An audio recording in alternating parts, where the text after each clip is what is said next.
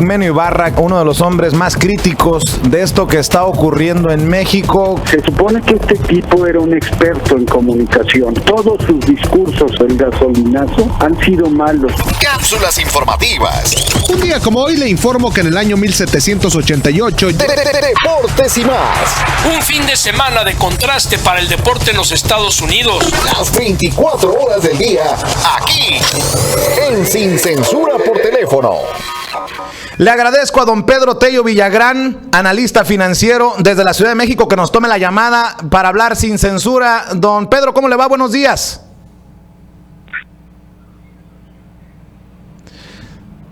Por conocer mis puntos de vista a este respecto. A ver, ¿cómo está la situación en México con la llegada al poder de Donald Trump? ¿Han cambiado las cosas desde el viernes?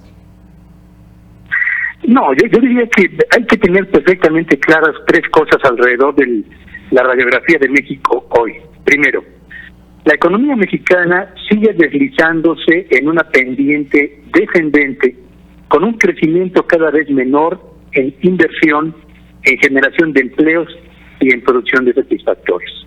Dos, la economía mexicana vive al mismo tiempo un brote inflacionario motivado fundamentalmente por la confluencia de aumentos en las gasolinas, aumentos en el diésel, aumentos en la electricidad, aumentos en el gas licuado de petróleo que utilizan los hogares y aumentos también en el gas natural que también se utiliza en las actividades económicas y en actividades familiares.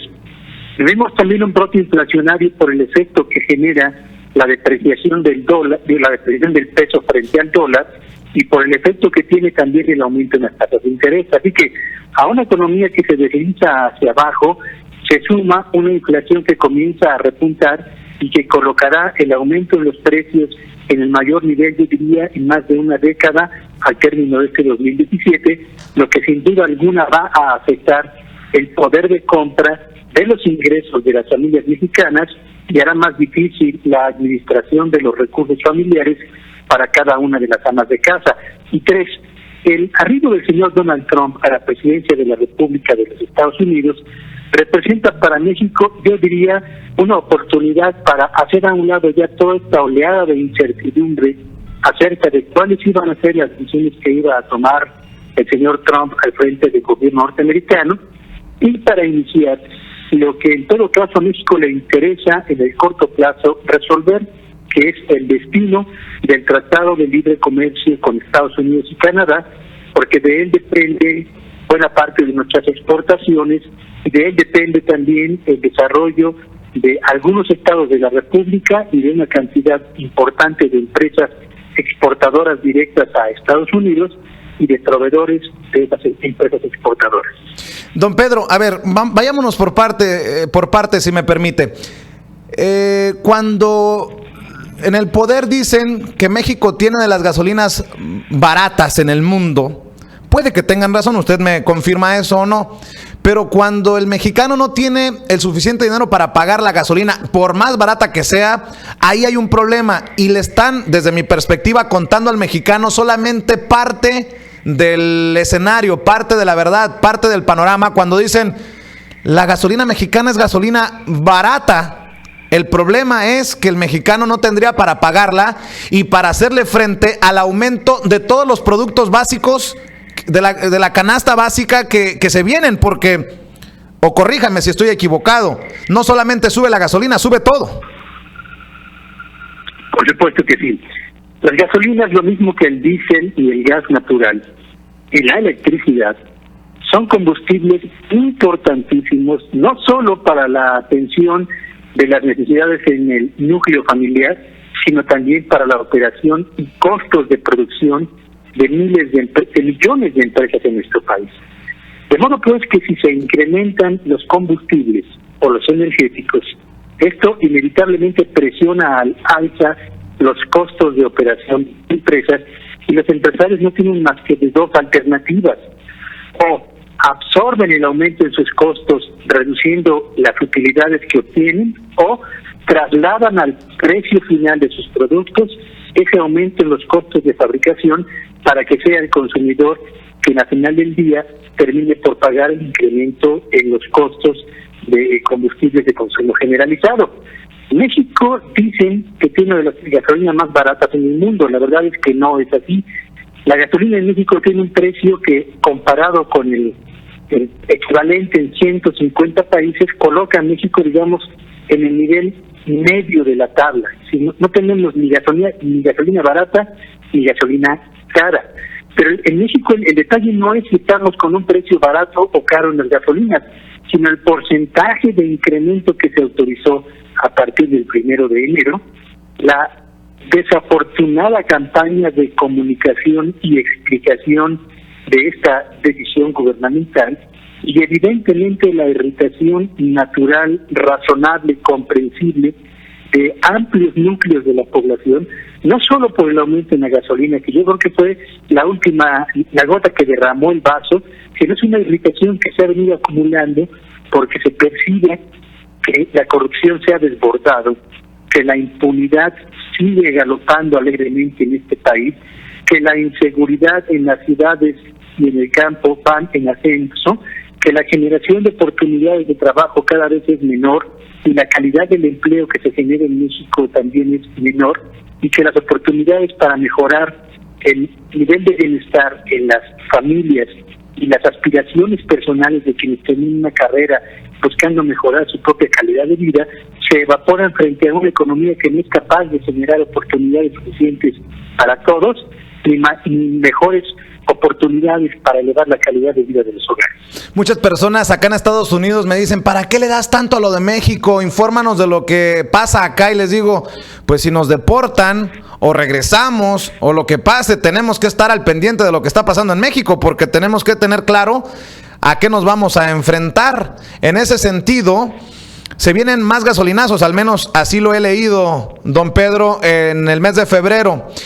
Si así el mexicano con el 20% de aumento a las gasolinas está con el Jesús en la boca, ¿qué le sigue a México con más aumentos? ¿Bajará en algún momento desde su perspectiva o ya no hay vuelta atrás? Porque oigo muy optimistas a los políticos. Yo tengo la impresión de que difícilmente esperaremos un descenso en el precio de las gasolinas, difícilmente habrá un descenso en el precio de la electricidad y difícilmente habrá un descenso en el precio del gas LP y el gas natural.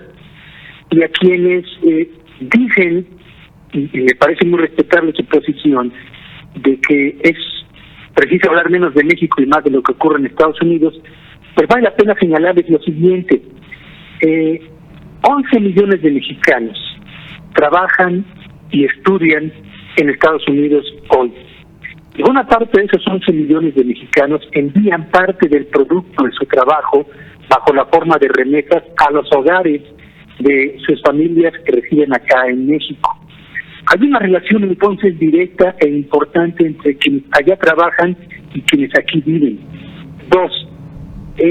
México es el primero, el segundo o el tercer mercado más importante de los productos que se producen en Estados Unidos y se exportan a nuestro país y provienen de 30 de los 50 estados de la Unión Americana. Si por alguna circunstancia la economía de México cae o el mercado de México se cierra, esos 30 estados de la Unión Americana y las empresas que dependen de la exportación de sus productos a México y los trabajadores de esas empresas cuyo empleo y salarios dependen del funcionamiento de esa actividad exportadora a México, van a enfrentar problemas y eso va a afectar a una importante cantidad de trabajadores norteamericanos. 5 millones de trabajadores hoy en día en Estados Unidos dependen directa o indirectamente del intercambio comercial que se realiza entre las empresas norteamericanas y las empresas mexicanas. Así que tenemos una relación de integración económica que se fue construyendo durante décadas enteras de manera silenciosa y que hoy es tan intensa como relevante para ambas economías. La renegociación del Tratado de Libre Comercio, la revisión de lo que ocurre en la economía mexicana, con el precio de las gasolinas, con el comportamiento de la inversión, con la confianza de empresarios y de consumidores mexicanos, importa tanto a los mexicanos como a quienes en Estados Unidos dependen directa o indirectamente de lo que ocurre acá. Estamos por iniciar un capítulo muy relevante en la historia de ambos países, en el que se va a definir la naturaleza de nuestras relaciones comerciales de aquí hacia adelante, y donde tenemos que definir de una vez por todas si en las relaciones entre los gobiernos de México y Estados Unidos habrá actitud de cooperación, de entendimiento y de ánimo por trabajar unidos, o habrá cerrazón y el ánimo por imponer una visión, la de Estados Unidos o la del gobierno de Estados Unidos, al pueblo de México. De eso se trata finalmente lo que estamos por vivir en el corto plazo, y los impactos se derivan justamente de todos los datos que acabo de dar a conocer. Más claro ni el agua. Dos cosas para cerrar, si me permite, don Pedro. Si Donald Trump hace buena su promesa de campaña de imponer algún arancel o de incautar las remesas de los mexicanos hacia México, ¿qué tanto afectará esto a la economía mexicana? Bueno, México, como la economía norteamericana, depende fundamentalmente de dos motores para avanzar en su actividad económica. Uno de esos motores es el sector exportador. Si a las exportadoras mexicanas se les impone un impuesto para ingresar al mercado norteamericano, el gobierno de México ha señalado en voz del secretario de Economía que se aplicarán también medidas espejo o medidas similares a los productos de exportación procedentes de Estados Unidos.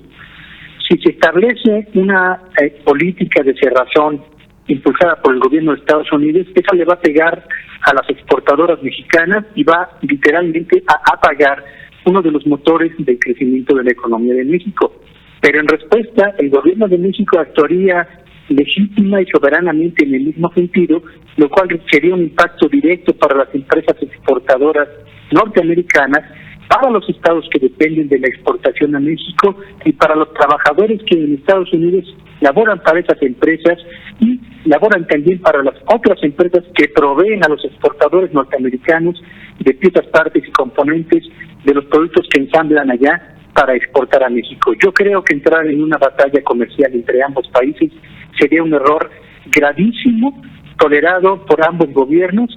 Yo diría que sería una ocasión oportuna para que las sociedades de allá y de acá impongan finalmente la razón y el ánimo de cooperación para dos países que están indisolublemente unidos en materia económica y cuyo destino en materia comercial tiene que avanzar en el mismo sentido. El gobierno de México anunció un plan ahí, algunos decretos, algunas cosas, un plan para la protección de la economía de las familias. ¿Ha sido muy poco y muy tarde desde su perspectiva, don Pedro, para cerrar? Yo creo que ha sido un acuerdo para tratar de enviar un mensaje a la sociedad mexicana de que se iba a evitar, con una estrategia de revisión del comercio y de los productores nacionales, que se desbordara la inflación en el territorio nacional.